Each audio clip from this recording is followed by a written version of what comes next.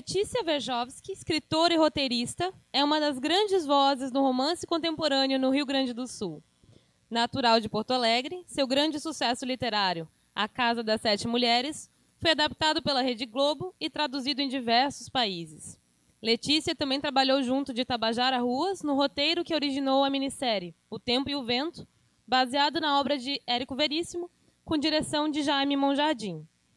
Com 28 títulos lançados, entre romances, contos e literatura infanto-juvenil, Letícia participará da segunda edição da FLISM, falando de sua obra, livros, leitura e do prazer que o fazer literário provoca. Por favor, então.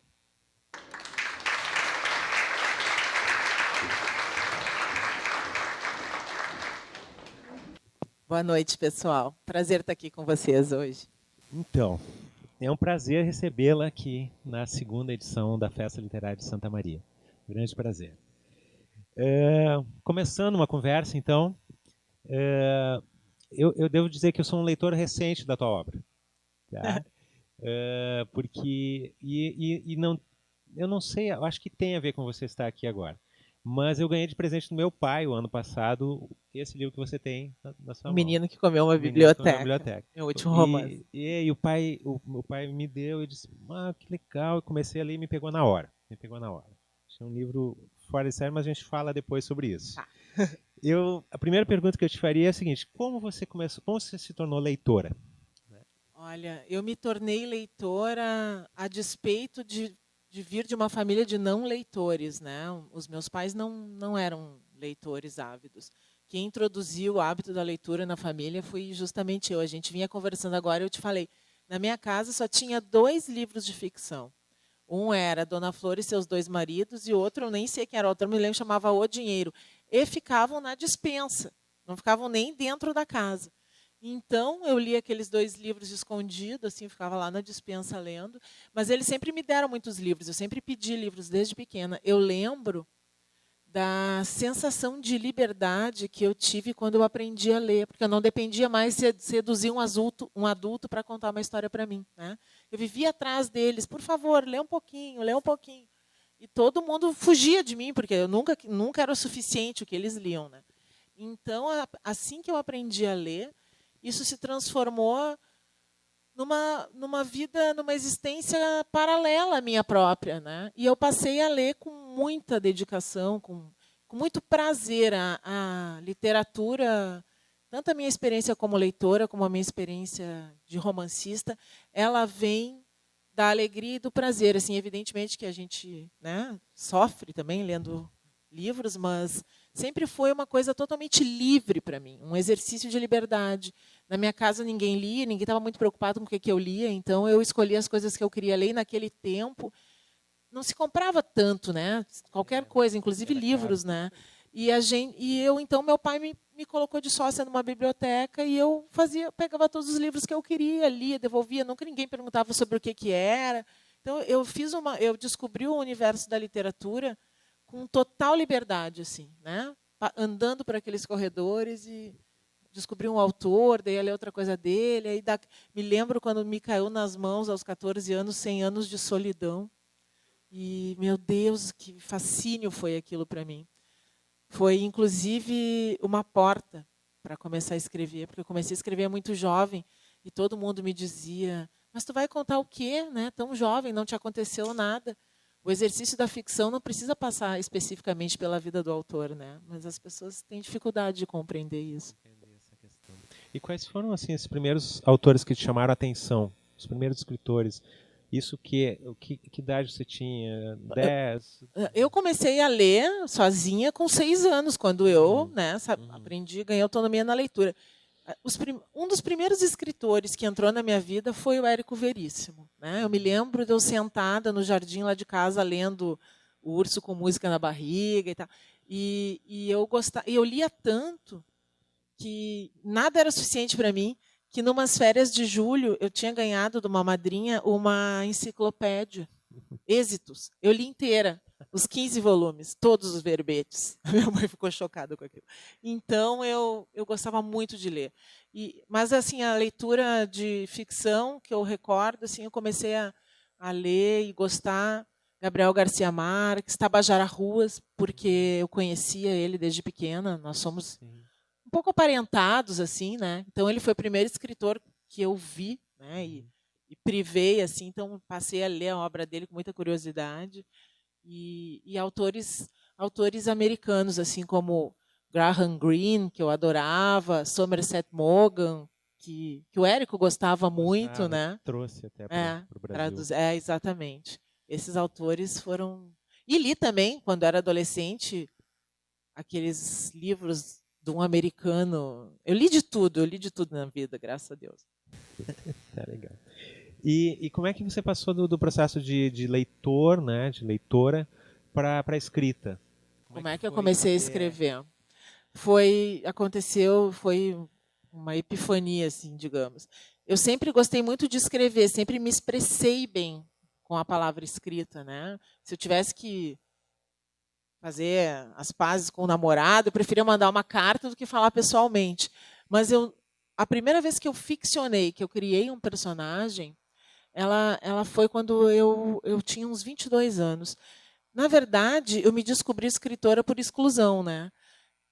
Esses tempos eu estava conversando com um amigo meu, um escultor muito importante que eu admiro muito, que é o João Besbate, e o Bes falou o seguinte: o meu filho pequeno é um grande desenhista e leitor, como eu te disse, e ele falou para mim sobre o meu filho: que sorte o Tobias tem, porque ele está numa família que as pessoas apreciam a arte, entendem a arte, porque todo artista sempre vai ouvir não.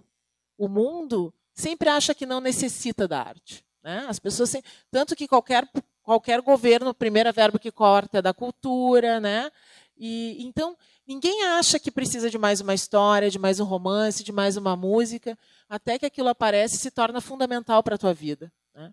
E eu vivi isso, assim, eu não sabia o que eu queria fazer, o que eu podia fazer com a minha criatividade, que sempre foi bem exacerbada, a ponto de pagar para minhas irmãs brincarem comigo de boneca, com os meus enredos que eu criava. Então, elas já não aguentavam mais aquilo, eu pagava para elas por hora, né? Começou Sim. como produtora, então. Já tinha um lado de produção ali. Então, eu fiz muitas coisas até começar a escrever. E eu desenhava muito bem. E então, a minha família, por parte materna, o meu avô veio da Polônia e montou uma empresa de construção civil, que acabou se tornando bem-sucedida. No Rio Grande do Sul fez muitas coisas. E naquela época já tinha decaído muito tudo isso, mas a família ainda trabalhava com isso. Então eles falaram: vai, desenha, ou vai fazer artes plásticas e morrer de fome, ou então faz arquitetura e vem trabalhar com a gente. E eu entrei na arquitetura. E eu não cheguei a fechar 2 anos na faculdade, quando a URGS teve uma greve prolongada, durou quase 6 meses, e eu gostava muito de desenhar moda, croquis de moda. E naquele tempo também não tinha faculdade de design, nem de moda. Então, aquela greve começou e eu decidi usar o meu tempo fazendo cursos de corte e costura, modelagem. Comecei a aprender a fazer roupas, né? E quando a faculdade voltou a funcionar, eu cheguei à conclusão de que eu não queria mais fazer arquitetura e eu montei uma confecção. Uma greve providencial. Uma greve providencial. Eu levantei da sala e nem tranquei a minha matrícula, eu nunca mais voltei. Minha família ficou louca comigo. E como eu trabalhava com o pai, assim, fazendo plantões de final de semana, sabe quando você vê aquelas pessoas... Hoje em dia tem internet no celular, mas naquele tempo ficava lendo naquele plantão para mostrar o apartamento na planta e tal. Então eu tinha um dinheiro guardado assim desses trabalhos e eu montei uma confecção nos fundos da minha casa. Nesse mesmo lugar onde ficavam os romances, os 2 romances, eles me emprestaram e eu montei a confecção lá. E rapidamente foi dando certo, assim. Eu arranjei uma sócia e nós saímos de lá, alugamos uma sala, 2 salas, estava indo tudo bem. Eu era muito jovem, tá? 22 anos por aí. E os meus pais ficaram tranquilos novamente, né? E foi nessa confecção que eu comecei a escrever. Num dia em que a minha sócia não estava trabalhando porque estava de licença maternidade, e ela era contadora, então cuidava da parte, né, toda a parte financeira e tal. E eu era criativa, assim, costurava junto com as costureiras. E as costureiras foram embora, eu fiquei sozinha na confecção, eu tinha que esperar uma pessoa fazer um acerto de venda. A pessoa não chegava nunca. E eu sempre tive um livro na bolsa, mas naquele dia eu não tinha. E tinha um rádio só, estava passando o horário do Brasil. E naquele tempo não tinha nem computador, não existia ainda. Estava começando a chegar nas casas das famílias um computador para toda a família, né, gigantesco. Então a gente trabalhava na máquina de escrever. E eu não tinha nada para fazer, não tinha nenhum livro para ler. Eu falei, bom, já que eu não tenho nada para ler, eu vou escrever uma história. E coloquei uma folha na máquina e comecei a escrever uma história. E eu lembro da sensação de liberdade que eu tive ali, porque eu podia criar qualquer coisa. Uma pessoa, a roupa que ela usava, a casa que ela vivia, uma rua, o mundo inteiro. E eu não precisava de orçamento, de costureira, de tecido, de cálculo, regra da física. Só precisava de palavras. E aquilo me fascinou. E todos os dias, quando as costureiras iam embora, eu ficava escrevendo. Até que depois de um tempo eu me dei conta, né, que eu estava indo lá para escrever, justamente passava o dia inteiro esperando que acabasse o horário de trabalho. E aos 23 anos você tem que prestar atenção nessas coisas. Eu falei, bom, mais uma vez eu estou num lugar que eu não quero, né? Eu não quero ter essa confecção. Então voltei, falei para meus pais que eu ia fechar a confecção. Outra vez foi um pânico na família. Meu pai falava, tu tem talento, só não sei para quê, né? Graças a Deus que eu descobri, né? Bom, aí eu falei, eu quero ser escritora, né? Eles, ai, né, que horror. Daí meu pai falou assim, bom, então eu te dou um emprego. Tu fica trabalhando comigo, não tem mais o teu negócio, precisa se preocupar com o funcionário, com o imposto. E no horário livre, te libera às 4h30, tu vai escrever. E aí eu comecei a escrever desesperadamente. Terminei aquele romance que foi publicado, não foi meu primeiro, mas depois foi publicado. E várias outras coisas que, graças a Deus, se perderam no meio tempo. Mas o processo de publicar, de um autor inédito ser publicado nos anos 90, é difícil, né? Você ouve muito não. Então, depois de muitos nãos, mas eu sempre fui atrás de um sim, eu nunca gostei de ficar com um não. Que legal, bacana. E aproveitando, então, né? Seu primeiro romance, eu não sei se já é uma pergunta. Você é o seu primeiro romance escrito? O Anjo? Não, esse foi o segundo. Não. Entre o primeiro romance, que se chama Prata do Tempo, que eu comecei na minha confecção, e esse livro, tem uma infinidade de livros que desapareceram, graças a Deus. Tá? Então, eu considero meu segundo romance bem-sucedido, mas foi o primeiro livro publicado. Exatamente. Né? Então, em primeiro lugar, eu quero te dizer algumas coisinhas. Diga. O romance, a arte do romance, não é fácil. Não é fácil. Talvez para você tenha sido, eu não sei. Para mim sempre foi, mas eu sei que não é. E não é comum. Geralmente o romance, o escritor, para escrever um romance, leva tempo, né? Chega mais tarde, depois dos 40 anos e tal. E grandes romances demoram ainda mais tempo, né? Mas me surpreendeu uma menina de 24, 25 anos. Eu escrevi esse livro com 23, 24 anos. Pois é. Em um mês. Pois é, isso é um pouco absurdo. Assim. Eu não tinha nada para fazer, tá, gente? Só que compara, né? Tem um monte de gente que não tem nada para fazer. E é um bom romance. É um bom romance. Eu gosto. Você acha que que é um alívio gostar do seu primeiro romance, né? Não, e claro, se percebe todo um percurso de amadurecimento até o menino, por exemplo. Sim, né? Um longo percurso, mas a Letícia já está aqui. Isso é raro, né? Ter uma voz tão cedo, né? Ter uma dicção e tal. Bem, são duas perguntas, né? Uma, como foi a escrita desse romance, como esses personagens apareceram, né? Essa família transformando já um pouco da literatura um pouco fantástica. Exatamente, vem daquela experiência da leitura do Garcia Marques. Onde o cotidiano, o comum do dia a dia, abria portas para novas realidades. E foi isso que me fascinou, e eu pensei, eu posso fazer isso. Isso eu posso fazer aos 24 anos. Eu não preciso ter uma bagagem de vida, eu tenho criatividade para isso. E aí, qual é a outra pergunta que eu respondo as duas? A outra é mais prática e é justamente essa ligada à questão da publicação. Como foi o processo de achar uma editora, de publicar? Em poucas falas que eu tive, conversas que eu tive contigo, eu vi que tem um pouquinho de trauma assim desse primeiro momento, né? De trauma não pesado, talvez, mas assim, fui atrás. Trauma não, eu tenho orgulho, assim, mas o meu trauma nesse primeiro momento era um trauma familiar, tá? Porque na minha família, eu tenho mais 2 irmãs, a minha mãe, quando eu comecei, eu sempre fui uma excelente aluna e ela criou expectativas acadêmicas a meu respeito, as quais eu frustrei todas, né? Porque eu não sou formada, gente. Se eu for presa, eu vou para uma cela comum, então eu tenho que me comportar bem. E a minha família ficou muito chocada com num primeiro momento, com a minha opção inesperada de ser uma escritora, de querer viver, de contar histórias. Então, nesse período, era um período que eu sentia que era tudo ou nada para mim, entendeu? Eu escrevia desesperadamente porque eu pensava, eu preciso publicar, eu preciso começar esse caminho, né? E nessa época, as minhas irmãs entraram na faculdade e os meus pais começaram a tirar as fichas que eles apostavam em mim e foram passando para elas, entendeu? Então foi um período muito difícil para mim de autoafirmação diante de uma realidade que negava sempre isso, né? Mas isso me ensinou a ser bastante determinada na vida. Eu sou muito determinada, eu não aceito nunca um não. Eu sempre vou tentar achar.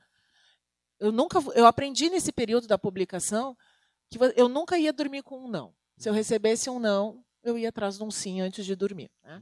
O romance, para responder as tuas perguntas de maneira mais pontual, o romance nasceu do convívio de mulheres dentro de uma casa, né? Eu tenho mais 2 irmãs, a minha mãe sempre morou uma tia conosco, uma irmã da minha mãe.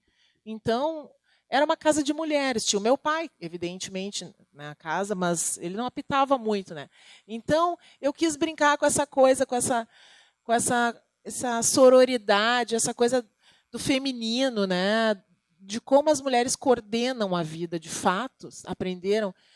Eu sempre achei que as mulheres deveriam ser... Eu sempre esqueço essa palavra. Quem trabalha numa embaixada é um diplomata. As mulheres são grandes diplomatas, porque elas aprenderam na vida a fazer tudo o que elas queriam, sem que ninguém percebesse que estava fazendo o que elas queriam, né? Porque a regra do mundo foi ditada até muito pouco tempo pelos homens. Mas as mulheres manuseavam, manipulavam as situações com sutileza. Isso sempre me interessou, né? E o romance nasceu um pouco disso, assim, junto com a coisa do fantástico, né? Dentro de uma casa poderem acontecer coisas tão malucas quanto nascer um anjo, que eles aparavam as asas. Tal. Esse livro foi publicado depois de muito esforço mesmo, gente. Assim, eu sempre falo que, nossa, é muito difícil qualquer coisa fazer né? Quando você quer muito uma coisa, começar é muito difícil em qualquer área, mas o mundo da arte não tem uma estrada, né? Não tem o que você tem que ir abrindo ela a facão sozinho. Então, nesse período, eu escrevi esses 2 romances que eu acreditei. Eu fiz coisas absurdas. Eu trabalhava com meu pai, né? Então, uma vez eu peguei todo o meu 13º salário e gastei em passagem para o Rio e para São Paulo, e em xerox, porque naquele tempo não tinha e-mail, né? Então, tinha que ir fazer as coisas sozinha, de cara, bater nas pessoas. Enchi uma mala, e também em excesso de bagagem, porque eu enchi uma mala de xerox, de histórias que eu tinha escrito, e eu fui sozinha em todas as produtoras e TVs do Rio e São Paulo, que eu procurei nas páginas amarelas, e não tinha Google, nada disso. Então, assim, eu entrei, por exemplo, no SBT. É óbvio que antes do elevador chegar no térreo, a secretária já tinha botado no lixo as coisas que eu deixei, porque eu cheguei lá do nada. Mas eu não me conformava. Eu falava, eu vou fazer o que eu quero. Eu vou contar histórias. Então, eu tentei muito. E eu ouvia sempre não, né? Claro. Eu mandava, naquele tempo, eram cartinhas que vinham das editoras, né? Ah, obrigado, mas no momento, né? Então, eu comprei uma pasta onde eu guardava meus nãos. E, naquele tempo, a editora mais pujante assim, era a Objetiva. Né? Então, eu mandava tudo que eu escrevia para a Objetiva. E vinha aquele não, padronizado sempre. Um dia, eu estava na minha casa, tocou o telefone, e a minha mãe veio lá de dentro. Minha filha é da Objetiva. Ela pensou a mesma coisa que eu. Se o não vem por carta, o sim deve vir por telefone. E eu fui lá atender, nervosa. E a moça falou para mim o seguinte, Letícia, não me manda mais histórias. Eu estou com vergonha de te mandar as mesmas cartinhas, por isso que eu estou te ligando.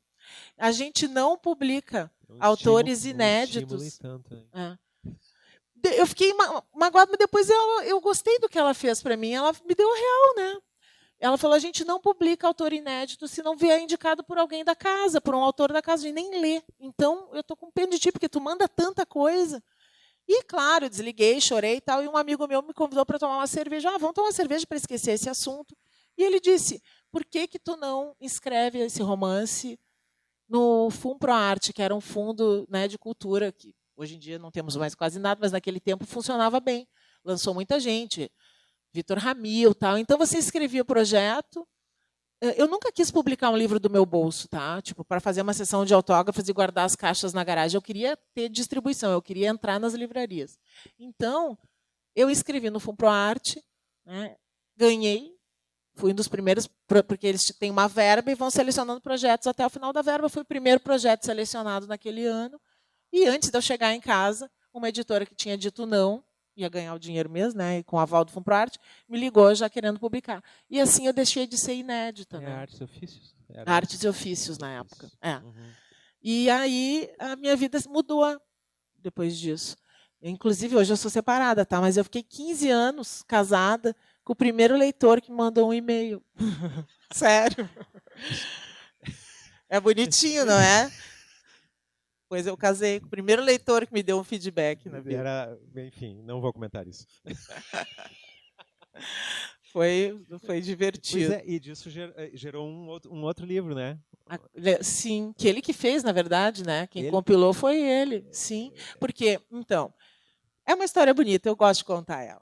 Ele é o pai dos meus 2 filhos, né? E continua sendo o meu maior leitor. Eu brinco, Marcelo, a gente tu separou de mim na vida real. Na literatura, não. Tem que ler tudo que eu escrevo e dar a tua opinião. Então, ele lê tudo. Então, ele me mandou esse e-mail. Eu tinha instalado o e-mail naquela semana. Acho que deve ter sido o segundo e-mail que eu recebi na minha vida. Ele falou, você não me conhece, eu moro em Porto Alegre, eu moro em São Paulo, mas sou gaúcho, também sou de origem polonesa. Amei seu livro, quem me deu foi a Marta Medeiros. Ele é muito amigo da Marta. E, tá, ele falou, você topa jantar comigo? Se topar, eu pego um avião e vou aí jantar. Foi um pouco mais que um e-mail, não, né? Não, teve o primeiro e-mail, né? Lá pelo 5º e-mail, ele quis pegar um avião. Aí eu topei, né? Bom, o que eu tenho a perder mesmo? E daí eu fui jantar com ele e daí acabei me casando, né? Não, meu pai e minha mãe me enrolaram com uma fita vermelha, leva esse projeto de escritora para ti, né? Toma, sustenta ela e te vira. Então, meu pai falou, minha filha, pode ir para São Paulo, namorar em São Paulo? Vai. Então, a gente teve um namoro que eu ficava uma parte do tempo em Porto Alegre. E quando nós casamos, naquela divisão comum entre homens e mulheres, ele falou, você organiza todo o casamento, eu faço a lembrancinha. A lembrancinha era o livro, só que eu não sabia, era uma surpresa. Então, ele compilou os e-mails, né? E todo mundo que foi ao casamento ganhou um livro de tecido, que era esse livro que é a nossa troca de e-mails até chegar ao altar. E no casamento estava o meu editor, que na época já tinha sido publicado pela LPM, o Ivan Pinheiro Machado, tinha publicado o meu primeiro romance que eu escrevi lá na confecção. E ele levou o livro para casa, como todo mundo, né? E nós saímos, viajamos de lua de mel. Quando a gente voltou, na secretária eletrônica, tudo velho, né? Secretária eletrônica, ninguém mais... Né? Tinha um monte de recados do Ivan. E ele falou o seguinte, quando eu abri a LPM, o Josué Guimarães só me deu um conselho. Se uma mulher chorar lendo um livro, publica. E todas as mulheres da minha família choraram lendo o livrinho de vocês. E aí a gente aceitou e publicou o livro. E na época é um livro de troca de e-mails, o primeiro livro de e-mails do Brasil na época, assim, uma coisa super moderna. E fez tanto sucesso que a gente foi até para o Fantástico falar desse livro. Vejam só, durante um período virei conselheira amorosa em chats, essas coisas, todo mundo me escrevia, pedindo como achar um marido pela internet. Sério. Eu te amo, @teamo.com.br, né? Semana passada aconteceu uma coisa engraçada a respeito desse livro. Eu dou uma oficina de escrita criativa, ajudo pessoas corajosas a fazer um romance. E eu cheguei lá e a secretária do lugar disse, Letícia, tem uma senhora que me ligou hoje, que ela queria falar muito contigo, ela veio até aqui. Ela tropeçou num livro teu na rua, alguém já jogou fora, pelo que eu entendi, e ela veio aqui para te pedir uma dedicatória. E era justamente esse livrinho dos e-mails, né? E a senhora estava lá mesmo. Ela não, acho que não usa rede social, não me achou nem no Facebook, nem no Instagram. Foi lá pessoalmente. E ela chorou, me abraçou e ela falou: eu preciso te falar uma coisa, Letícia. Eu sou sensitiva. E eu queria te dizer que tu nunca vai te separar do Marcelo. E eu, pá, eu tenho uma péssima notícia para lhe dar. Faz 4 anos que eu sou separada dele. Ai, coitada, ela foi até lá para ter uma decepção. Foi um sarro. Mas é legal assim como as histórias movem as pessoas mesmo, as histórias reais e as ficcionais movem as pessoas demais, né? Ela foi até lá falar comigo. Então, então a Prata do Tempo é anterior. Você escreveu antes a Prata Escrevi do Tempo. antes. Que legal. Um romance ainda mais extenso, né? Um pouquinho mais extenso Sim. ainda que o outro. Eu não sei fazer nada pequeno, assim, né? É difícil para mim.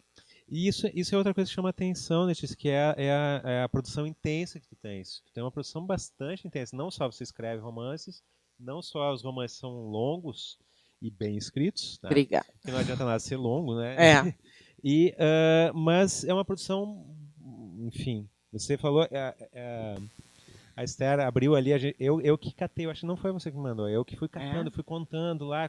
Eu acho que foi eu que mandei errado. 28 livros, né? Mas isso em 20 e poucos anos de carreira, e muitos romances, né? São 31 livros, né? Mas 10 são infantis.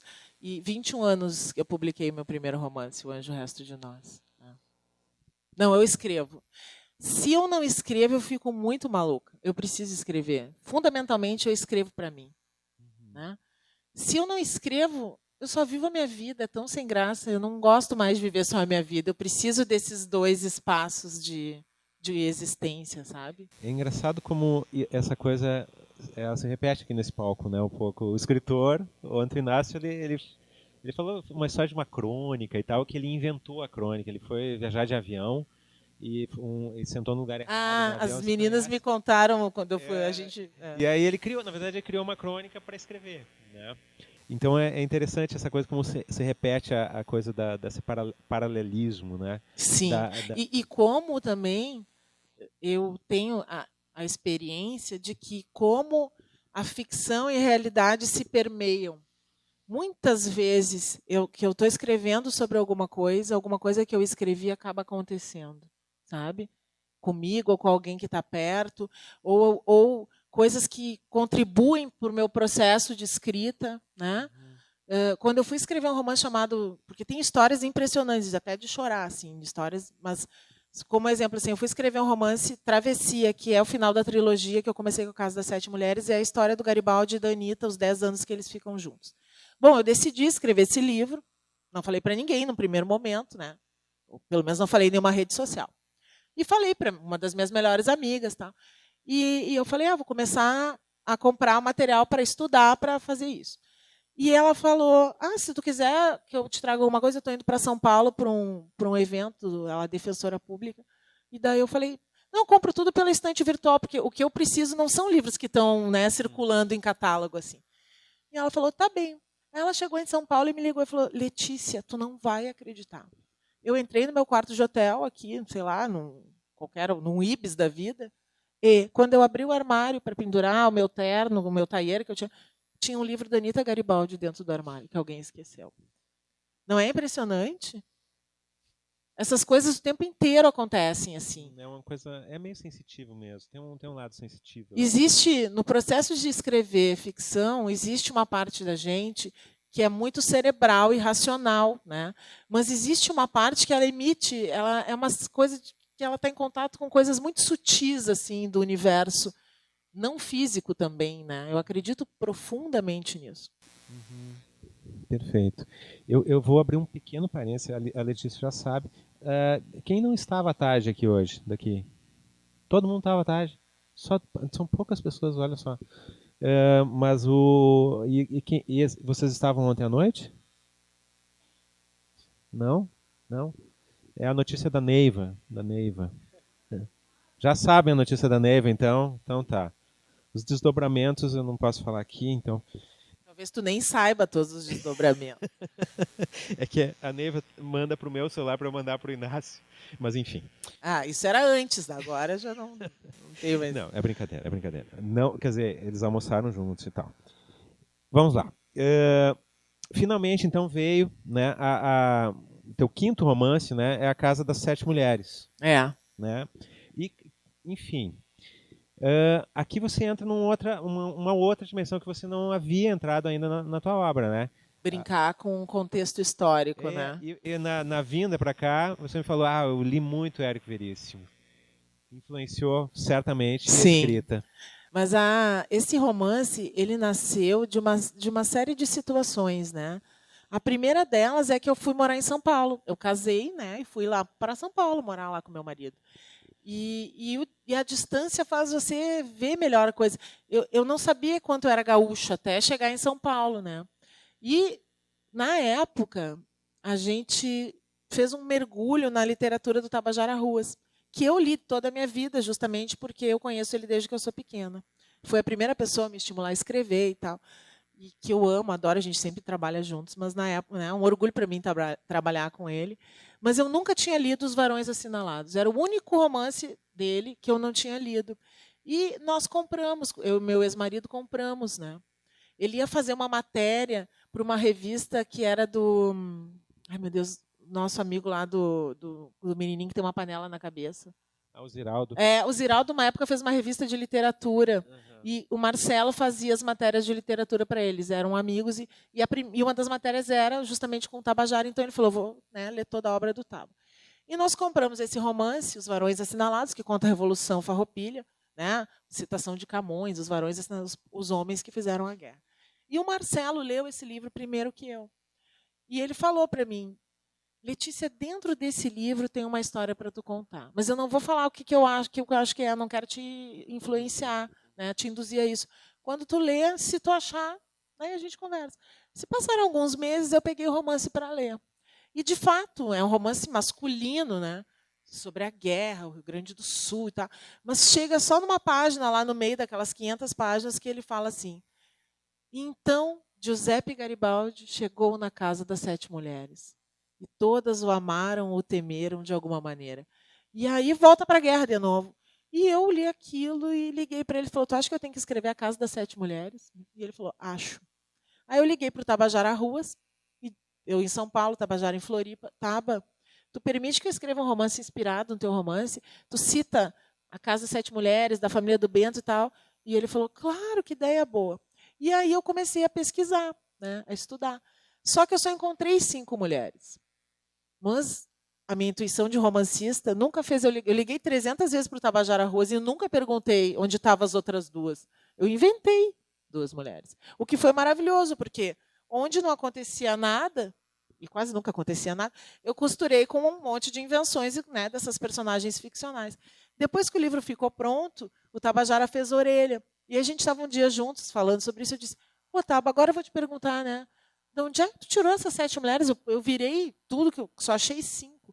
E ele falou, sei lá quantas mulheres tinha nessa casa. Eu botei 7 porque é um número cabalístico. Então é assim que nasce a ficção, né? Que bacana, que bacana. E outra coisa interessante, essa dimensão nova que a Letícia traz para a ficção dela, ela é uma dimensão nova para a literatura do Rio Grande do Sul. Porque é uma dicção feminina para coisas que são muito recontadas por escritores, né? Sim. E que nem começou com o Érico, há exemplos no século XIX, até Caldrifião e tal, né? Dessa coisa que é uma coisa incrível, né? Nós somos o único estado que tem uma literatura nacional, né? Não existe literatura paraibana, não existe literatura, né, carioca, mas nós temos literatura gaúcha, e não é gauchesca, é gaúcha. Nós temos um aspecto de nação. Só que você traz uma voz feminina para essa saga. Sim. Né? Alguém brincou comigo que eu era o Érico de Saias uma vez. Alguém me disse isso, assim, eu adorei, né? Obviamente era um elogio. Mas, assim, isso, eu acho que a literatura ela existe para muitas coisas, né? Ela traz muitas benesses e nos ensina muita coisa. Mas uma das funções da literatura, né, é subverter, né, as realidades. E, na verdade, eu olhei uma coisa que todo mundo sempre olhou por um ângulo, de um ângulo diferente, né? Onde estavam as mulheres nessa história toda? E isso foi maravilhoso, assim, foi muito divertido. É um ângulo diferente que o escritor nunca via, né? Nunca via, né? Porque nenhuma mulher, o Érico traz a mulher por um protagonismo na história, mas ainda é um protagonismo contado por um homem, né? E então eu vou lá e conto a história das mulheres, né, sob o ponto de vista contado. Claro que um romancista tem a premissa de que ele é assexuado quando escreve. Eu tenho grandes personagens masculinos que eu adoro contar, né? Mas eu tenho prazer em trazer a figura da mulher para a literatura, né? E principalmente no romance histórico, porque a história foi feita até muito recentemente por homens e para homens, né? Sim. E a Casa das Sete Mulheres acabou gerando outras coisas. Você esperava isso? Nossa, eu não esperava nada. Na verdade, essa história da Casa das Sete Mulheres foi muito curiosa, porque eu comecei a escrever esse romance morando em São Paulo, e quando eu cheguei em São Paulo, eu percebi que os meus livros de até então eles não chegavam em São Paulo. Naquele tempo a LPM ainda não tinha os pockets, então não tinha aquela penetração, né, no Brasil que tem hoje. Então, eu estava morando lá, eu falei, bom, já que eu estou aqui, eu vou tentar achar uma editora que me distribua do centro, né, do sudeste, porque lá do sul está difícil de chegar. E eu, então, fui procurar uma agente literária, fui tentar uma editora. O Tabajara Ruas já tinha me apresentado para a Record, né, tinha apresentado meu livro para a Luciana Vilas Boas, que era, então, a editora da Record. E eu, então, comecei a trabalhar com a Lúcia Riff, que me aceitou. E a Lúcia falou com a Luciana e disse, tem uma autora nova. Rararara. E eu tinha um romance pronto, que é o meu romance mais, assim, mais baiana, assim, uma coisa Jorge Amado, que se chama De um Grande Amor e uma Perdição Maior Ainda. Eu tinha acabado de escrever esse livro. E a Record me contratou para publicar esse romance. Tudo isso foi feito por e-mail e tal, e um dia a Luciana foi a São Paulo e a gente saiu para se conhecer pessoalmente e almoçar. E ela falou, tá, então daqui 3 meses eu vou publicar teu romance.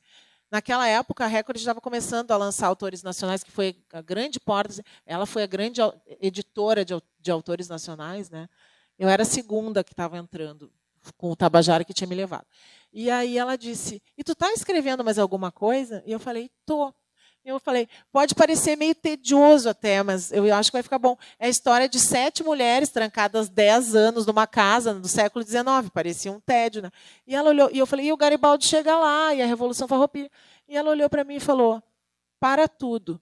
Quanto tu já escreveu? E eu falei, olha, são 10 capítulos, eu só escrevi 3. E ela, eu quero começar te publicando com esse livro. Ai, fiquei, desculpe o palavrão, mas eu fiquei puta da cara, né? Porque eu estava sendo lançada ali há 3 meses e a mulher se apaixonou por um livro que eu não tinha escrito ainda. Daí eu falei, bom, vamos lá. Daí eu comecei a escrever o livro com muita ferocidade, assim. E eu descobri que eu estava grávida. Comecei a ficar enjoada, assim. Eu terminei o romance empurrando assim um carrinho com o pé. Graças a Deus, o meu primeiro filho era bem quietinho, deu certo. E então eu acabei sendo lançada 1 ano depois. Ela me segurou com a Casa das Sete Mulheres. Foi uma intuição que ela teve, né? E como foi a passagem dali, né, do romance, da publicação do romance para a TV daí, né? Isso foi tão inesperado, né? Depois as pessoas falaram que eu tinha escrito livro sob encomenda. Eu teria, né, evidentemente, escrito sob encomenda, não vejo nenhum desdouro nisso, mas eu tinha escrito sozinha mesmo na minha casa lá, ninguém queria ler, tirando meu ex-marido e a Luciana. E aí o livro foi publicado. E a minha agente literária, eu já tinha voltado a Porto Alegre, eu tanto apurrinhei ele que ele foi morar no Sul de novo, né? A gente voltou para Porto Alegre, eu lancei o livro em abril de 2002, e quando era mais ou menos assim, agosto, a minha agente literária me ligou e disse, tu não fala nada para ninguém, porque às vezes pode demorar anos, mas a Globo está interessada em comprar os direitos da Casa das Sete Mulheres para fazer uma série de TV. E eu fiquei espantada, né? E eu falei, tá, não vou falar nada para ninguém. Aí, isso foi na segunda. No sábado, eu comprei o Globo. A nova série da Globo é A Casa das Sete Mulheres. Ninguém nem tinha me comunicado aquilo. Sério. Daí eu falei, bom, né? E aí foi mesmo. E eu me lembro que o Jaime me ligava. E foi muito rápido. Porque que aconteceu? A Maria Adelaide Amaral, que adaptou o romance, ela estava fazendo, segundo ela me conta, um projeto chamado Capitão Mouro. Tá? E aí teve um problema de direitos autorais. E ela tinha recebido da Luciana e da minha agente literária, A Casa das Sete Mulheres, estava em cima da mesa os 2 livros. Ela falou, olha, 2 igual. Tá. E ela falou, que título interessante. Pegou e leu o livro e adorou, propôs para o Jaime. E em setembro eles já estavam no Rio Grande do Sul, né, procurando locações. Então foi uma experiência super espantosa para mim. Gente, eu tinha 29 anos, imagina só, né? Eu me lembro que a minha gente disse, tem autores que ficam super traumatizados, né? Jorge Amado, detestava, nunca via nada. Eu pensei, bom, se isso for uma coisa ruim, o que vai ser uma coisa boa, né? Então, não me traumatizei com nada. Mudou muito, assim. Mas foi ótimo. Fiz vários amigos. Você participou da roteirização também? Não, dos roteiros não, né? A Globo... Agora a Globo já me conhece, mas na época, imagina, pegar um autor, os autores enlouquecem os roteiristas, né? Não tem uma compreensão tão clara de que a dinâmica de uma série de televisão é muito diferente da de um romance, que tem um começo e um fim, né? Eram 50 começos, 50 fins na série.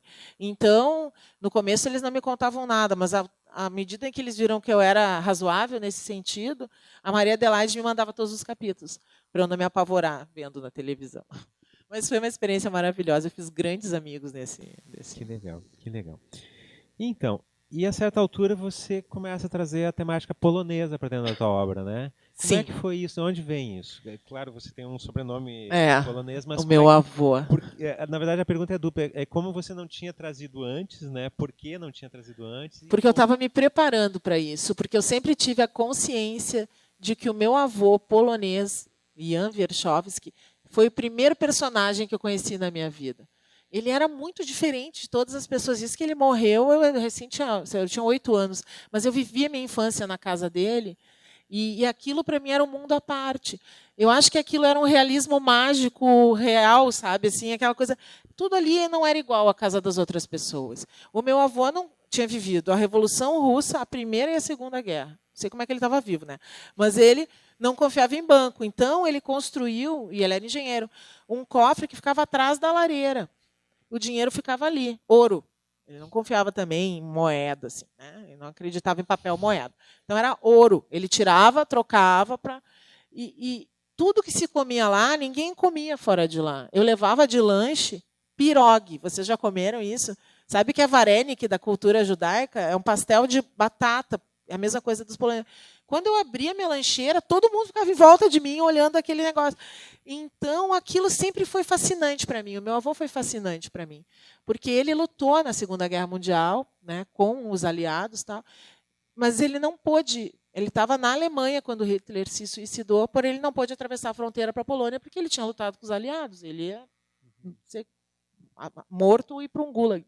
Então, ele ficou mais 2 anos nas forças de paz, trabalhando lá, fez um mestrado lá, que então ele pôde exercer engenharia, porque ele teve que vir como agricultor, né, quando ele veio, em 1936. E depois ele ainda precisou de 14 anos, 8 anos, foram 8 anos para se naturalizar brasileiro e voltar até a Polônia e ver a família dele. Então, nesse período, ele tinha um desespero de saudade. E ele fazia coisas muito loucas. Ele ia até o porto e comprava toda a carga dos navios poloneses de comida que chegassem. Então, na casa do meu avô, tu entrava numa salas, era cheio assim de potes de conservas, umas coisas que ninguém comia, porque era demais, mas era o jeito que ele tinha de estar próximo da Polônia. E aquilo, para mim, era um mundo surreal. Então, eu sempre soube que eu queria escrever a história dele, mas eu precisei me sentir mais capaz de fazer isso. E a minha primeira tentativa foi Cristal Polonês, né? De me aproximar desse universo da memória e da imigração e tal, que não é sobre o meu avô, né? Mas que eu começo a brincar com isso. Que legal. Ian, que é João, né? E quanto tempo você conviveu com ele, assim, realmente, ele obviamente não deve ser mais vivo, né? Não, ele morreu, eu tinha 8 anos, eu convivi esse tempo com ele. A infância mesmo. Mas o meu avô foi um homem muito organizado. E ele deixou tudo registrado, por exemplo, tudo que ele fez na guerra. Então, depois de uns anos, eu já era uma romancista, e já tinha feito A Casa das Sete Mulheres, minha mãe estava se mudando. E eu vim de São Paulo, ainda morava em São Paulo, para ajudar ela. E ela tirou de um armário uma caixa preta, enorme assim. E eu falei, que caixa é essa, né? E ela falou, são as coisas do teu avô. E pela primeira vez eu abri aquilo. E eu tenho isso, até gostaria de doar para algum lugar que cuidasse todo esse material que é impressionante. Então, assim, todos os soldos dele, os recibos de pagamento, as medalhas que ele ganhou na guerra, hospital que ele foi ferido, entrada, baixa, tudo. E uma caixa, é impressionante o que ele tem, todos os cartões postais da guerra, e uma caixa, um envelope de couro, com 80 cartas escritas em papel de pão, e a primeira delas datando de 45, vindo da Polônia para o Brasil. Então, quando a Polônia pôde voltar a se comunicar com o mundo, a família que sobreviveu à Segunda Guerra começa a procurar o meu avô. Não sabem que ele estava lá lutando, né? E eu só tenho as cartas que chegaram, não as cartas que foram. E todas escritas em polonês. Então, eu peguei essas cartas. Em Porto Alegre tem uma sociedade polonesa, que hoje é muito decadente, mas na época do meu avô era muito pujante. Ele foi presidente desse lugar por 12 anos. Ele amava estar com os poloneses e tal. Então, eu fui até lá com essas cartas e pedi para as senhoras que trabalhavam lá: vocês me ajudam a trazer isso aqui, eu quero escrever um romance. E elas falaram: sim, a gente traduz para ti. Vamos fazer uma combinação. A gente vai traduzir 2 cartas por semana e toda sexta, tal hora, tu vem aqui para a gente contextualizar essas traduções para ti. Eu falei: tá bom. Então, chegou a primeira sexta-feira, eu cheguei lá com a primeira carta e elas falaram o seguinte: só essa carta a gente prefere que tu leia antes, sozinha na tua casa. E eu falei: tá. Então, elas me deram, né, aquilo datilografado. Elas ainda escrevam em máquina de escrever. E eu entrei em casa, eu me lembro que eu tinha filho pequeno, eu falei: eu vou ler aqui na garagem mesmo. Se eu chegar lá em cima, começa aquela bagunça e tal. E eu acendi a luz do carro, e era a primeira carta, aquela de 45, que era um apanhado, um arrazoado do meu bisavô, que se chamava Ian, porque todos os homens, o primogênito, homem da família, sempre recebeu o mesmo nome, contando para o meu avô o que tinha acontecido com cada pessoa da família. E era terrível. E eu não sabia de nada disso, porque meu avô nunca contou. Ele nunca disse para ninguém o que tinha acontecido com a família. Que isso também era uma coisa que eu ficava muito espantada, assim, que os meus tios não sabiam dizer. E eu: ai, como vocês são distraídos, ninguém sabia nada. Então, eu quis entender essa história até para os meus filhos saberem de onde eles tinham vindo. E essa carta me chocou, porque eu nunca imaginei que, como era uma família de origem religiosa, nós éramos católicos e não judeus, que eles tinham morrido em campos de concentração, né? E tinham lutado na resistência. Impressionante, cada história totalmente diferente, e 40% da família tinha sobrevivido. Acho que isso é uma parte da história bem curiosa, né? Não necessariamente os judeus, né, morreram, porque fica muito evidente a questão judaica. Sim, a questão judaica é muito evidente. O que acontece é que a história da Polônia, durante a guerra, e dos poloneses que lutaram na guerra, porque, assim, sendo rápida, a Polônia estava lá, foi invadida dia 1º de setembro de 1939 pela máquina nazista de guerra, que estava com Panzer, eles lutavam a cavalo, eles não tinham nenhum blindado. Foi uma chacina. Quem sobreviveu a isso atravessou os Cárpatos, todo mundo como podia, e se reuniu um governo no exílio na França. Porém, Hitler chegou na França, e então eles foram para Londres. De Londres já não tinha mais sobrado quase ninguém, né? Mas os generais e o presidente que estava no exílio convocam a América, porque a Polônia tinha vivido séculos de êxodo, né? Tinham muitos descendentes e muitos imigrantes poloneses nos Estados Unidos, na América do Sul. Convocam esses homens a se alistarem como voluntários, porque para aquilo que eles chamaram de primeira divisão blindada polonesa, que foi treinada na Escócia para nada mais, nada menos que o dia D, o desembarque da Normandia, e todo, né, começa no dia D. Então, o meu avô se alista, vai para a Escócia, 1 ano de treinamento, e desembarca, né? E faz França, Holanda, Bélgica, Dinamarca e Alemanha. É ferido, quase morre, né? E essa história toda eu fui descobrir, né? Eu não sabia disso, ele não tinha contado direito, né? E aí eu escrevi o que foi o romance mais difícil para mim de fazer, que se chama Uma Ponte para Terebim, que é a aldeia do meu avô, né? Na Polônia. A aldeia existe, então. Mas ela, na tua ficção, ela é uma aldeia também imaginária, né?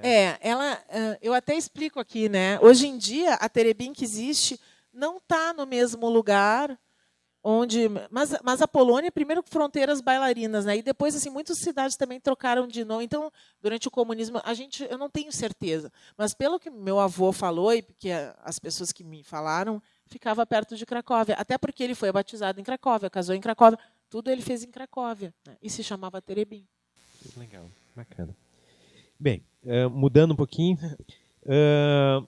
como é que a Casa das Sete Mulheres acabou virando uma trilogia? Né? Pois é. Bom, o Érico está de novo ali. Sim, eu sempre quis. Mas assim, o que acontece? Quando eu acabei de escrever A Casa das Sete Mulheres, ainda lá em São Paulo, sim, Globo nem nada, eu tinha um projeto de romance, que era contar a história dessas mulheres durante o período da Revolução, que tinha um prazo, era de 35 a 45. Né? Só que eu fiquei muito fascinada com a história da Manuela, que, de fato, depois vira assim, a louca do bairro. Tem crônicas de época, as crianças jogavam pedra nela, se vestia de branco, esperando Garibaldi, sendo que ele já tinha até morrido. E eu queria contar isso. Então, eu acabei o projeto, terminei o romance. A gente tem que saber terminar um livro. E falei, vou começar outro. E vou contar a história da Manuela. E comecei outro romance. E fui escrevendo. Nesse período, eu segui por uns 6 meses, eu escrevi esse livro, me mudei para Porto Alegre e tal. E aí, quando eu publiquei meu romance, que aconteceu a história da Globo, esse assunto ficou tão intenso na minha vida que eu peguei o que eu tinha escrito, que eram umas 250 páginas, e guardei. Falei, outra hora eu vou ver, né?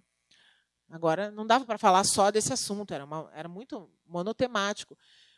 A questão da Globo foi muito curiosa, né? De um dia para outro, num dia ninguém sabia quem eu era. No dia seguinte, a estreia da série, eu dava mais de 20 entrevistas por dia. Isso é meio chocante, assim, né? Porque você pensa, então nunca ninguém ia saber que eu escrevo se não tivesse acontecido isso, né? É muito curioso.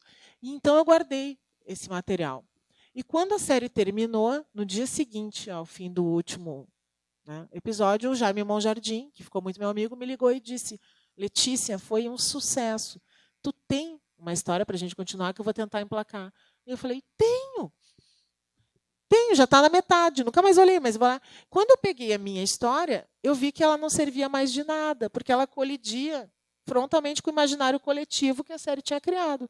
Porque, evidentemente, uma liberdade ficcional gera outra, e outros personagens terminaram muito diferentes do que terminam no meu romance. Então, aquilo não dava. E eu falei, bom, eu vou escrever outra coisa. E aí, então, eu comecei o que virou Um Farol no Pampa. E aí eu resolvi pular do tempo e fui para a Guerra do Paraguai, né, que era uma guerra que também a literatura pouco fala. Eu acho que, tirando o Vivo Povo Brasileiro, não sei se algum outro autor chegou a escrever sobre a Guerra Paraguai. De fato, tem uma trilogia que são 3 novelas, que tem um autor brasileiro, um autor paraguaio, um autor argentino, mas fora isso, não sei. No Tempo e o Vento tem o capítulo, A Guerra, né? Que passa O Tempo e o Vento tem, né? Mas assim, é mais sobre fora do que dentro, né? Desculpa, gente. Porque esse inverno não está fácil. E aí eu escrevi, então, esse romance. E eu sempre quis fazer um terceiro... Ai, agora começa a me engasgar aqui. Um terceiro livro, né? Ai, eu estou assim há vários dias já. E aí eu deixei muitos anos parado. E um dia, em 2016, me chamaram para dar uma oficina de romance histórico. E eu falei, tá bom. Eu tinha plena consciência de que qualquer pessoa fosse fazer uma oficina de romance histórico, é por causa da Casa das Sete Mulheres. Eu falei, eu vou reler esse livro, né? E ver e pensar como é que vou montar minhas aulas. E aí, relendo o livro, eu falei, tá na hora de eu fazer, finalmente, esse terceiro romance. E eu pensei, se eu entrei na Revolução Farroupilha pela porta dos fundos, contando a vida das mulheres, eu também entrei na história do Garibaldi pela porta dos fundos, porque a Manuela foi uma figura de passagem na vida dele, e a grande mulher da vida dele foi a Anitta, que é a Anitta, empoderamento, que inventou foi a Anitta, né? E então eu falei, eu tenho que contar essa mulher incrível que é a Anitta Garibaldi. E eu decidi, então, escrever o tempo que eles ficaram juntos, que são 3 guerras. Eles lutam na Revolução Farroupilha, na guerra contra Rosas, no Uruguai, e no primeiro momento da unificação da Itália, que eles fundam a República Romana, né? E aí eu fui atrás disso. Eu demorei 15 anos, que nem o Érico, né? O Érico, entre o primeiro e o terceiro livro, foram 15 anos, e eu também, casualmente. Casualmente. Pior é que foi mesmo. Eu só fui me dar conta disso depois. Então, uma pergunta. Você tem algum livro preferido, predileto? Dos meus, É. tem que ser só um. De tarde, o Márcio... Pô, de 31 é difícil. Ai, eu vou falar 3. Nenhum é A Casa das Sete Mulheres, tá? Não é. Eu tenho Travessia, é um dos que eu mais gosto. Eu acho que eu consegui fazer um romance histórico difícil, porque eu estou lidando com 3 ambientes históricos e geográficos totalmente diferentes. Adorei escrever esse romance, adorei escrever sobre a Anitta. Esse romance aqui eu também gosto muito, porque eu acho que ele é uma síntese de muitas coisas que eu abordei na minha literatura, se encontram aqui, como essa coisa do realismo mágico, a coisa da história, né? Mas ao mesmo tempo é super lúdico, é uma fábula, né? E as minhas heranças polonesas estão todas aqui. E eu acho que um dos romances que eu gosto também é um... vou deixar esses 2, né? Tá bom. Um é pouco, 2 é bom. Então, e aí, eu gostaria de falar justamente desse romance, desse aqui, que vai ser lançado hoje aqui, né? A gente fala da continuidade disso, do posterior, mas esse livro maravilhoso, gente. Alguém já leu esse livro aqui, O Menino que Comeu na Biblioteca? Então, vocês estão com a chance na mão. Tem um livro ali fora sendo lançado, a autora está aqui para autografar. Tá? Ele é de uma delicadeza, e eu propositalmente, eu quis ler os romances anteriores e eu comecei, eu trouxe... E eles são meio irmãos, né? São aparentados, né? Eles são irmãos, isso eu fiquei muito surpreso. É. Mas tem um percurso entre os dois, e esse percurso é fora de série. Só que esse percurso é muito interessante também. Eu vou dar um spoilerzinho, assim, né? Pode. Que é a história de um menino e seu avô, né, na Segunda Guerra Mundial, né, e depois da invasão nazista, numa pequena cidade, Terebin, né, uma aldeia, e o avô é uma pessoa maravilhosa, fora de série, e um grande leitor, tem uma biblioteca, e estimula o neto, né, a ser um leitor, e esse neto se torna um leitor. Só que a guerra vai acirrando, e esse avô percebe que vai ter que salvar esse neto de algum jeito, né? Que talvez ele não vá se salvar, não sei, mas ele precisa salvar esse neto, né? E a via é toda literária. Só que ele tem outras dimensões. Não quero virar um spoilerzão aqui, né?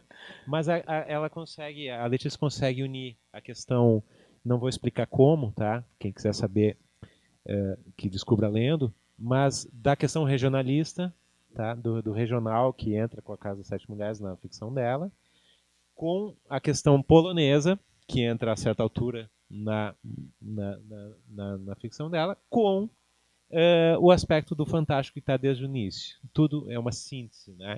Mas mais do que ser uma síntese, não adiantaria nada se não fosse um grande romance. É um grande romance. Obrigado. Tá? Eu gosto dele. Então, aconselho muito. E aquele texto do início lá que a Esther leu ali, né, que é uma das grandes vozes do romance brasileiro e tal, e do romance, uma grande voz feminina, que fui eu que escrevi. Obrigado. Tá? Por quê? Porque é verdade, tá, gente? Nós não temos profusão de escritores, e quando surge alguma coisa tão delicada, tão bem feita, vale a pena ser falado. Alguém tem que falar. Então, que seja eu mesmo. Eu fico muito feliz, porque como eu tive uma obra adaptada para a Globo, isso me causou um rótulo de que vira, né? É muito difícil lidar com essas coisas. Eu não dou bola para isso, eu continuo fazendo o que eu gosto de fazer e farei 1000 coisas se a Globo me chamar, porque todos nós queremos ser lidos, contar a história para muita gente e poder levar histórias para quem infelizmente não lê, né? Mas isso foi um problema na minha carreira Não literária. sei se quem estava presente aqui, mas nós fizemos uma fala sobre Jack Kerouac, né? Eu e Márcio Grings, e o Jack Kerouac foi engolido pelo On the Road, né? On the Road engoliu o Jack Kerouac, né? Ele tem uma obra outra, né? Variada e tal, mas ele de certa forma não conseguiu escapar. Mas o principal é que a Letícia tem é multifacetada, né? Tem uma obra multifacetada, uma artesania no romance, né? Que, claro, excelente que se possa ver um seriado. Eu vi, na época eu vi, né? Eu vi o seriado. Antes eu até estava pensando qual é o meu percurso, assim, né? Com relação a Letícia, né? E são tudo questões de memória, assim, alguém que eu ia ler depois, porque estava fazendo outra coisa e tal, mas via os livros saindo. Daí eu lembro da Casa das Sete Mulheres, saiu, ó, que legal, uma mulher escrevendo sobre esse tema. Bacana. Aí depois, lá pelas tantas, eu lembro de ver, assim, a Ponte para Terebim, né? Eu vi, mas, como agora poloneses, né? Eu ia vendo as coisas acontecer de longe e Sim. percebendo essas mutações, né? Então, aconselho, vai ser lançado agora. A minha pergunta agora, antes de abrir para perguntas de vocês, você já tem um outro romance publicado, mas não por vias, né? Ou estava saiu esse romance, um romance publicado digitalmente? É um livro de contos que eu É um livro de publiquei na contos. Amazon. Ah, tá. E como é que foi esse processo de sair do papel um pouco? É que assim, ó, os últimos tempos não têm sido muito fáceis, né, para o mercado editorial. E eu faço muito romance. Eu sou uma romancista, é o que eu gosto de fazer. Eu sou da narrativa longa. Mas eu fiz alguns contos na vida e tal. E eu tinha esse livro pronto há um tempão. E sempre que eu vou publicar numa editora, eu quero publicar um romance que eu tenho pronto. Sempre tenho. Eu tenho outro romance pronto já agora. Então, nunca ia o livro, né? Daí eu falei, eu vou fazer uma experiência. Tá todo esse mercado todo tenso, eu vou ver. A modernidade traz também, né? Vamos fazer essa experiência de publicar o livro digital. E foi legal, assim, na época foi bem vendido, mas assim, eu sinto falta do bichinho, assim, Tem né? Que eu planos de posso pegar, sair? né? Tem planos de sair ali em papel? Não Não? sei. É. Acho que não, porque eu quero publicar meus romances sempre, né? A não ser que. Ah, não adianta, gente. Algum Eu editor diz, escrevo. não, eu só quero publicar teus contos. Aham, não tem. É difícil, né? O mercado editorial ele é voltado para o romance, né? Mas esse livro aqui, sabe que foi o livro que eu mais demorei para escrever? Eu imagino, porque tem um grau como eu falei, de artesania mesmo, né? Ele vem de duas histórias que eu não conseguia fazer nada com elas e parei as duas pelo meio. Até que um dia, conversando com meu ex-marido, que é realmente com quem eu dialogo muito sobre escrever e tal, e ele falou, olha, na minha opinião, essas duas histórias estão juntas. E então era a história da narradora, da Eva, e a história do menino. Que a história do menino, que vende os livros do avô para sobreviver no mercado negro, por isso que ele comeu uma biblioteca, é uma história que meu avô contava. Porque então, muitos anos depois, ele pôde voltar para lá e foi vendo o que tinha acontecido com as pessoas que ele conhecia. Né? Ele, teve um que vendeu os livros para viver. E aí eu peguei isso, só sabia isso, e transformei nessa coisa da fábula. Né? Qual é esse romance novo? Você pode dar um spoiler? Sim, né? Eu tenho um romance chamado Sal, e é um prosseguimento desse livro. Dá para ler separado, porque eu nunca acho que a gente não pode, no Brasil, se dar o luxo que o leitor tem que ter lido um outro livro antes. A própria trilogia dialoga, mas eles são totalmente autônomos. Né? E se chama Deriva. É uma história que se passa num Uruguai de ficção. Assim. Legal. Então, gente, abrindo para perguntas. Oba, um monte de perguntas. Tem fila.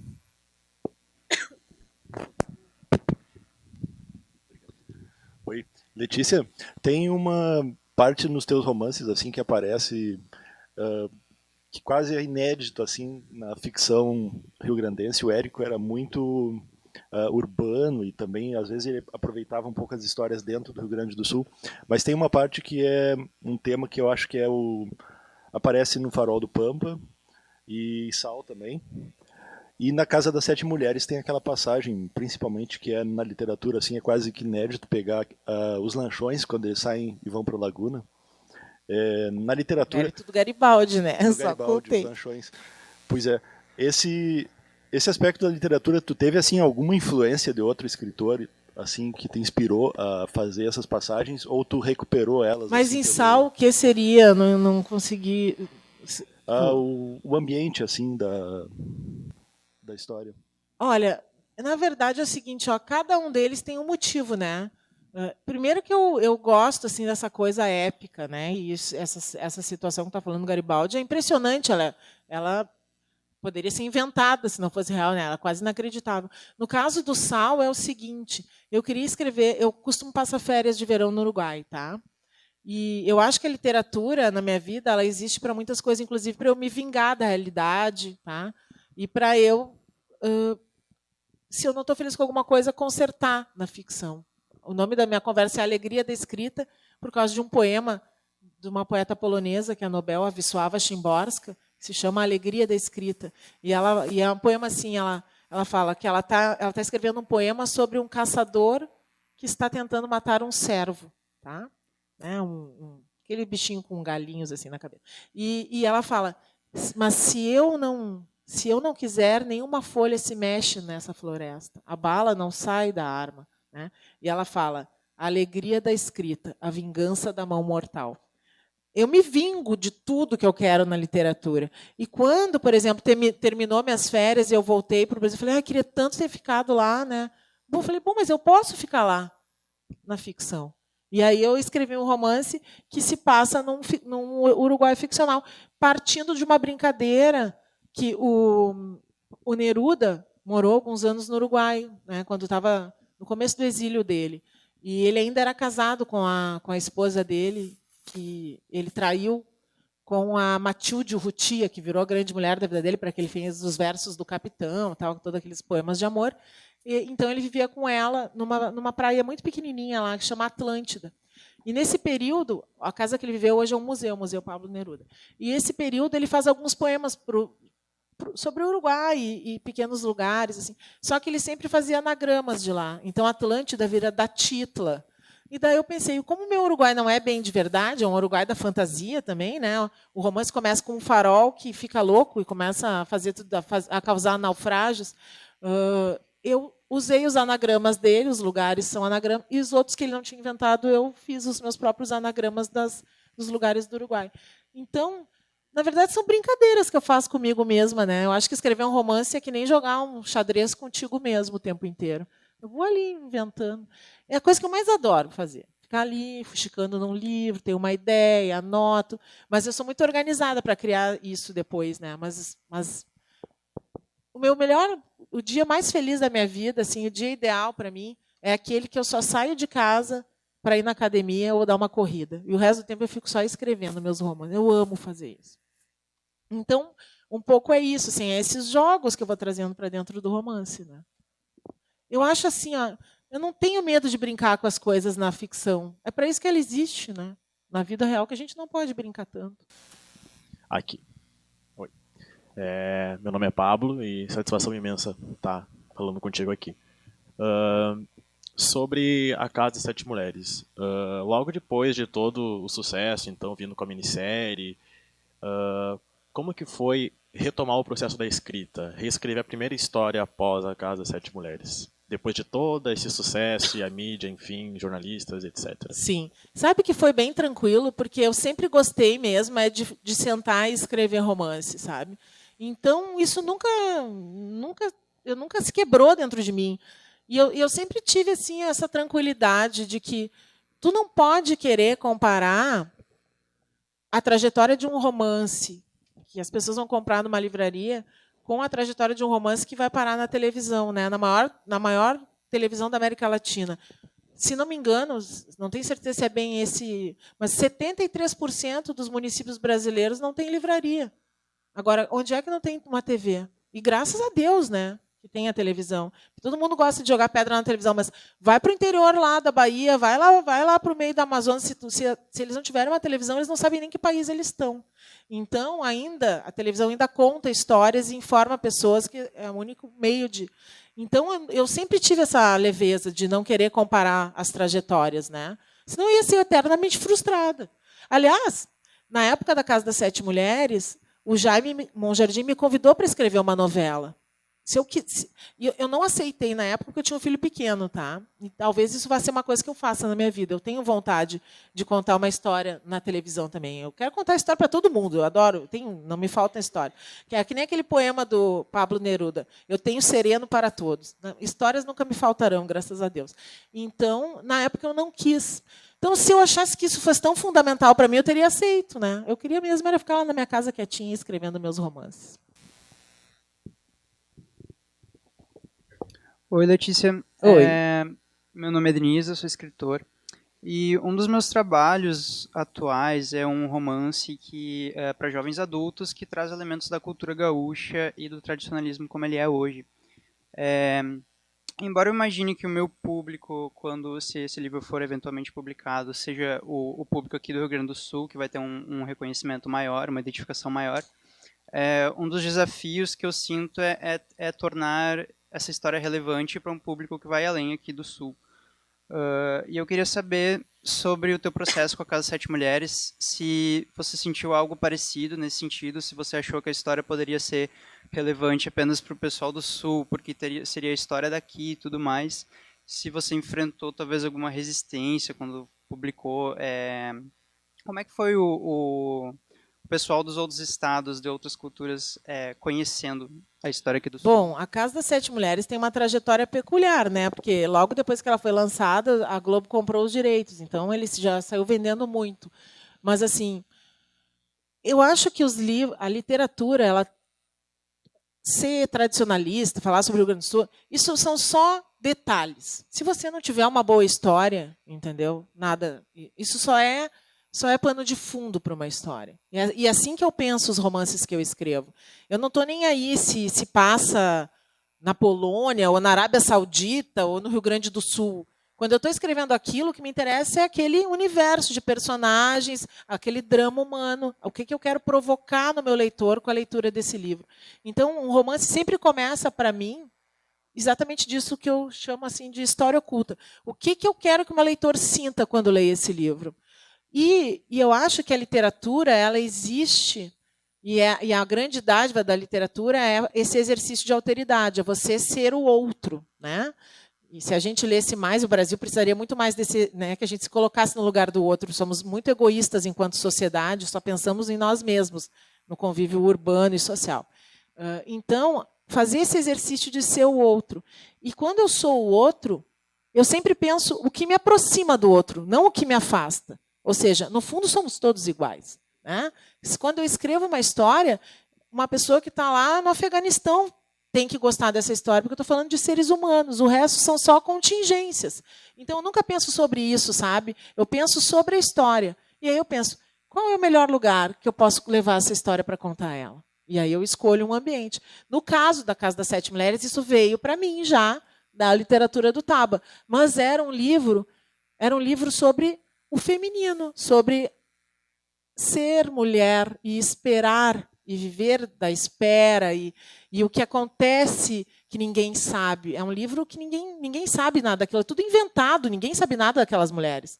As mulheres, até bem pouco tempo, elas eram, nos registros históricos, um conjunto de datas. Quando nasceu, quando casou, quando pariu e quando morreu, só.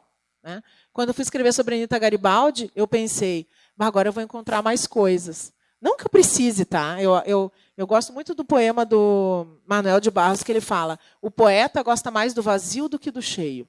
Eu gosto do vazio mesmo. O cheio não precisa de mim, entendeu? Já tá completo. Mas assim, eu me espantei quando eu fui pesquisar sobre a Anita. Eu achei que eu ia encontrar um monte de... Ninguém sabe nada sobre a Anita Garibaldi, só a partir do olhar do que ela estava do lado do Garibaldi. Ela não tem nem certidão de nascimento. Ela não foi registrada. Ela era filha... uma família pobre que vivia num lugar chamado Carniça. Imaginem o que era. 10 filhos. O pai tinha que viajar 100 quilômetros para registrar. Só registrou os homens. Para que ele ia registrar as mulheres? Iam casar e ter filho mesmo, né? Então, é isso que, sabe? Eu penso, eu quero contar isso. Né? Calha que... Então, a Anita Garibaldi. Essa história da Anita é assim. Tem uma historiadora gaúcha, que eu nunca lembro o nome dela, que é especialista em Anita Garibaldi. Ela tem um grupo de cavalgada da Anita. Tal. Não lembro. Alguém sabe o nome dela? Não sei, não. Bom, na época da Casa das Sete Mulheres, quando ela foi para a Globo, essa senhora me procurou. E ela estava muito chateada que o Garibaldi ia ser feito pelo Tiago Lacerda, de cabelos morenos, escuros, né? Castanho escuro, que não iam pintar o cabelo dele de loiro, que o Garibaldi era loiro. E ela estava fazendo um abaixo-assinado para exigir que pintasse o cabelo do Garibaldi de loiro. Eu falei, eu não vou assinar, isso não me mete em problema e tal, né? E foi um grande Garibaldi, né? E aí, quando eu fui escrever o romance da Anita, eu pensei, meu Deus, ela vai me matar. Vai me matar. Eu pensava todo o tempo, ela vai me matar. Porque eu estou fazendo uma ficção. Ninguém sabe nada do que a Anitta fez. Eu pensei, se eu fosse a Anitta, porque eu agiria assim, né, e vou construindo um mundo psicológico, um universo psicológico, uma estrutura para essa personagem, que é só minha. Se todo mundo aqui escrever um romance sobre a Anitta, não vai ser igual a nenhum. Né? Se todo mundo em Porto Alegre escrever um romance sobre a Anitta, nenhum é igual ao outro, porque nós não somos iguais. Então, eu pensava o tempo inteiro que ela ia me matar. Né? Sempre pensava, vai me matar, mas azar, eu vou fazer o que eu quero fazer do jeito que eu quero.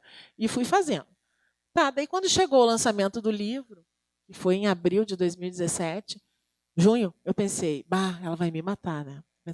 Aí o livro saiu, ela nunca se manifestou, tal, eu acabei esquecendo dela. Quando chegou na Feira do Livro de Porto Alegre, em novembro, eu fui autografar o romance. Eu estou lá, eu nem tinha mais pensado que ela ia me matar. Quando eu olho no final da fila, tá ela. Eu pensei, ela vai me matar. Finalmente chegou o dia dela me encher de desaforo. Eu não conseguia nem me concentrar nos nomes das pessoas que tinha que autografar, só pensando, falta 5, falta 4, falta 3. Quando ela chegou na minha frente, ela olhou para mim e falou o seguinte: nunca ninguém escreveu, nem nunca ninguém vai escrever uma história tão bonita da Anitta como essa que tu escreveu. E daí eu chorei, e ela chorou, e a gente se abraçou. Então é isso que eu acho, sabe? Tu tem que te apropriar dessas coisas.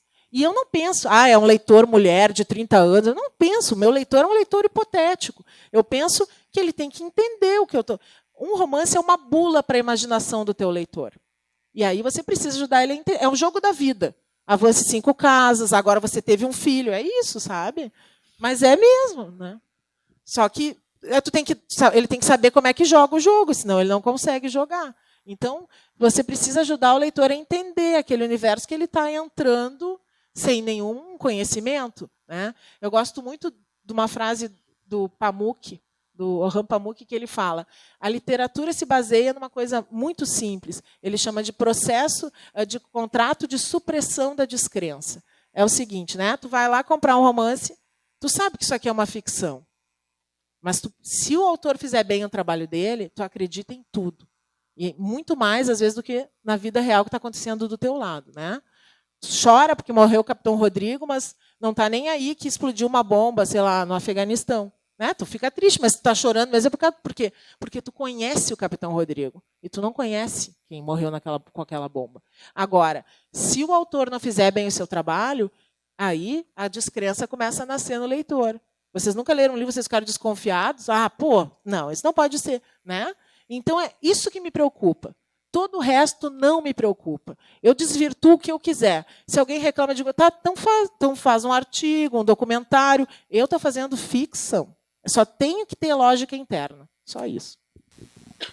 Oi, Letícia. Oi, querida. E aí? Tudo bem, pessoal? Meu nome é Maria Luísa. Tenho 2 perguntas. O que tu está lendo agora? Compartilha assim conosco. Minhas leituras é uma bagunça. Tá. E outra, assim, eu estou fazendo um curso com a Letícia online, e o meu livro seria sobre a personagem Alma, e ela tem uma irmã, que é a Bianca. Só que é incrível a trajetória da irmã, que não seria a principal, que no final das contas ela tomou conta de toda a história, e eu acabei tendo que matar a irmã, que seria a principal, porque ela morreu assim, né, durante a narrativa. E eu queria que tu falasse sobre a vida própria dos personagens, assim. Porque para mim foi muita surpresa isso acontecer, né? Mas acontece, o Érico falava, né? Ninguém fotografa uma pessoa para reproduzir na literatura. Os personagens, eles vão ganhando vida própria. E ele fala, os personagens que mais me desobedeceram são os que eu mais gosto, são os personagens inesquecíveis. Bibiana, Capitão Rodrigo, Toríbio, né? Eu acredito nisso. O personagem, ele vai crescendo se ele é um bom personagem. Já me aconteceu no Sal, esse romance, que se passa no Uruguai. A personagem principal, para mim, no começo, era a Flora, que era uma escritora que escrevia um romance, e as coisas que ela escrevia começavam a acontecer com as pessoas, que eu acredito nessa permeabilidade, né, entre o real e o imaginário. Só que daí o Orfeu, o irmão dela, se tornou muito mais interessante. No fim, também matei a Flora no livro, ela morreu. Mas eu acredito nisso. Assim, O romance é um projeto que tu planeja ele, eu acredito no planejamento, mas tu tem a liberdade de fazer o que tu quiser. Que na vida real tu não tem, entendeu? No romance tu pode subverter o tempo, subverter o que tu quiser, desde que tenha lógica interna. Então, eu acredito também que as histórias vão ensinando a gente como contá-las, né? Elas não, tu vai descobrindo como contar uma história. É um processo de observação assim da história. E o que eu estou lendo agora? Estou lendo 3 livros, tá? Eu nunca consigo ler um livro só, que é um problema na minha vida isso. Eu estou lendo As Intermitências da Morte, do Saramago, porque eu estou escrevendo um romance, e nesse romance eu decidi que as moiras, as 3 moiras, as irmãs que tecem o fio da vida, contam parte da história. Então, uma delas é a que corta o fio da vida. Então, é a morte. Então, eu resolvi ler As Intermitências da Morte para pensar um pouco na minha personagem. Eu estou lendo o último livro do Ian McEwan, que é Máquinas como Eu, né? Não me lembro bem do que sabe, que tem que ele compra um robô, assim, um ser humano de inteligência artificial. Estou bem no comecinho, porque eu comecei a ler um livro que eu sou fascinada, absolutamente fascinada por uma poeta portuguesa chamada Sofia de Mello Breiner Andressen. E eu sou louca por ela. Ela tem... Todos os dias, quando eu vou escrever, eu leio um poema dela, sabe? Tipo, gotas de sabedoria, assim. Eu tenho a obra completa dela na minha mesa e eu, antes de escrever, vamos ver o que a Sofia vai dizer hoje. E ela tem um poema que eu acho que resume tudo, que fala assim, ó, como o mar dentro de um búzio, o divino sussurra no universo. Eu adoro isso. Acho que a gente tem que sempre procurar o divino na nossa vida. Para mim é escrever. E então, uma amiga minha foi lançada uma biografia, porque esse ano vai completar 100 anos do nascimento da Sofia, e se fez uma biografia em Portugal. E essa biografia não tem nem e-book, só o livro físico e só em Portugal. E então eu estava louca para ler, mas eu não fui a Portugal esse ano, e a primeira pessoa que foi, pelo amor de Deus, não vai descer no Salgado Filho sem esse livro. E ela chegou a semana passada e me deu o livro, e agora eu estou lendo então a biografia da Sofia. Eu sou fascinada por ela. E a vida real, ela é tão literária, né? Na verdade, a vida é muito real, muito mais impressionante que a ficção. Tem uma história tão bonita. Um dos bisavós dela, um dos avós dela, um veio da Noruega ou da Finlândia, por isso ela se chama Andressen, né? E o outro era de uma família importante portuguesa. Ele foi médico do rei de Portugal. E esse que veio de navio pobre, de Maré de Cis, chega em Portugal e se transforma num milionário. Ele, inclusive, compra grandes extensões de terra no Brasil e vive e ganha, fica rico com a coisa da borracha. E quando ele morre, que ele está doente já, olha, isso é um romance, é 100 anos de solidão a história familiar dela, é impressionante. Ele chama os filhos e diz: eu vou morrer. Eu quero que vocês... Sempre se faziam mausoléus, famílias ricas naquele tempo. Tal. Eu não quero um mausoléu. Em cima da minha sepultura, eu quero... como é que quando um barco tranca assim no chão? Que trancou, que não navega mais. Encalhou. Eu quero, em cima da minha sepultura, um barco encalhado. Olha que lindo. Ele não ia mais navegar, né? E no cemitério, cheio de anjos e coisa, tem esse barco enorme que construíram e fizeram, deixaram no chão lá encalhado. Que é bonita história, né? Então, eu gosto muito dessas coisas assim que costuram. A vida real tem tanta história bonita que tu pode trazer para a ficção. A Sofia, um dia eu vou escrever um romance sobre ela. Então, tem mais um ali. Vamos limitar agora para a gente... Que a Letícia fala muito, vocês já viram, né? Conversar lá, autografar e ter conversas particulares.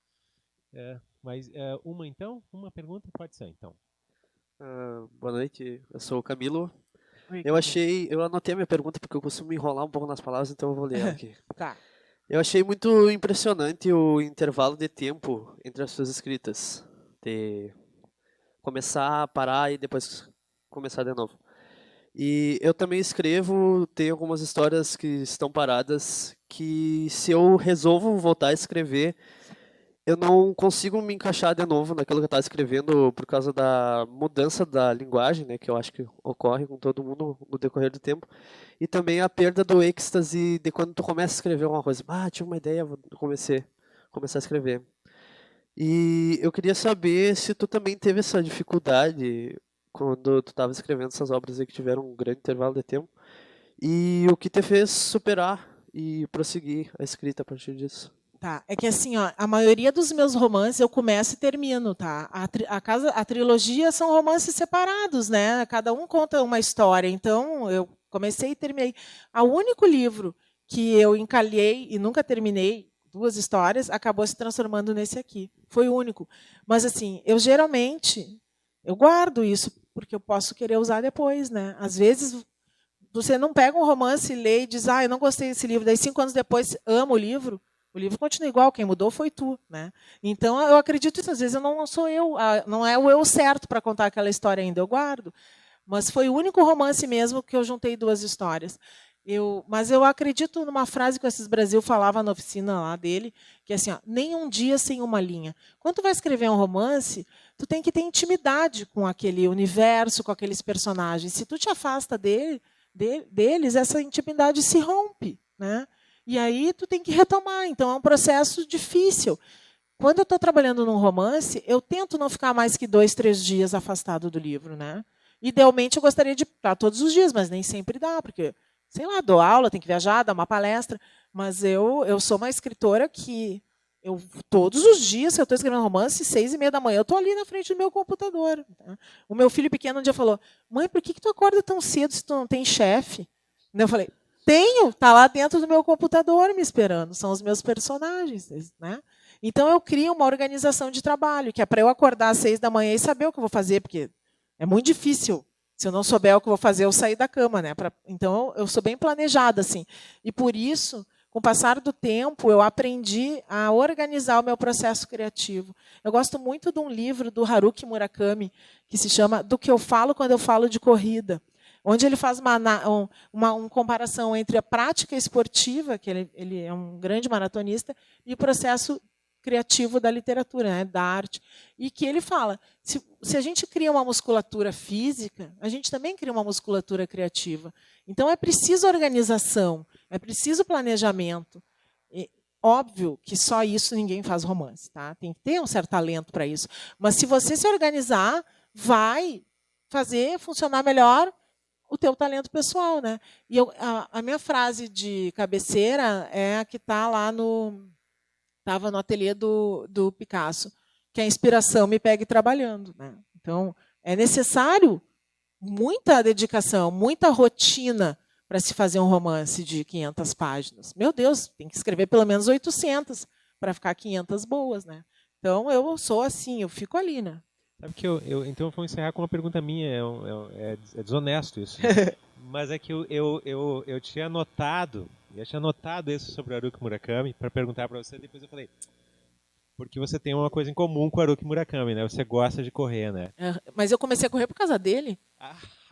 Sim. Isso que é correr literariamente. A literatura trouxe tudo de bom da minha vida. Sério, tudo. A maioria das coisas que eu dou valor na minha vida vieram de eu ter assumido o que eu sei fazer, que é contar histórias, a despeito de todos os nãos, né, do universo. Mas a pergunta é justamente essa. Você tem uma rotina de esporte, assim, Sim. E quase maratonista, não tanto, mas... Não, eu não corro que nem ele, mas eu faço esporte todos os dias, inclusive sábado e domingo.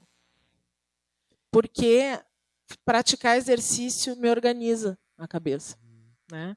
E eu acredito no que ele diz também, que tu precisa de um condicionamento físico para fazer um romance. É exaustivo.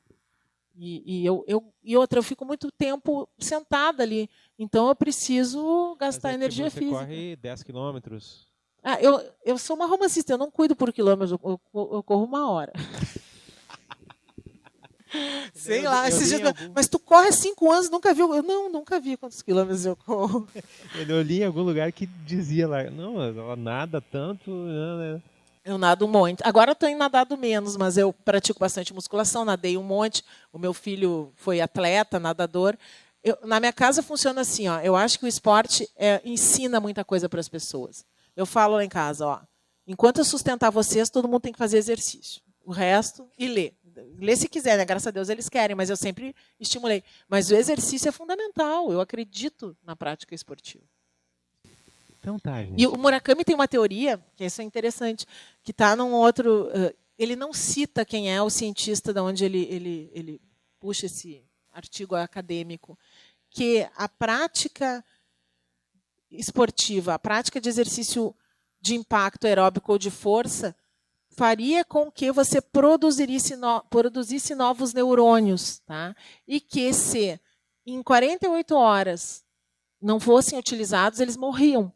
E, portanto, ele percebeu, ao longo da vida dele, que quando ele corria, ele voltava para casa mais inspirado e escrevia mais. E ele, quando leu esse artigo, numa revista que ele cita lá naquele livro Romancista como Vocação, ele fala disso, então ele entendeu isso. E eu sinto a mesma coisa. Eu vou correr, eu vou para a academia, eu vou sempre com um tópico. Tipo, eu tenho que pensar o que vou fazer com tal personagem. E eu fico pensando sobre isso. Eu escrevo melhor quando eu pratico exercício. Seja lá o que for, né? Graças a Deus, pelo menos dá certo. Então tá, gente. Muito obrigado, Letícia. Fantástico. A gente continuaria. Obrigada. Mas é bom lançar livros também. Então tá. E podem conversar com a Letícia depois ali. Um prazer tê-la aqui. Muito obrigada, pessoal, por estarem aqui. Obrigada.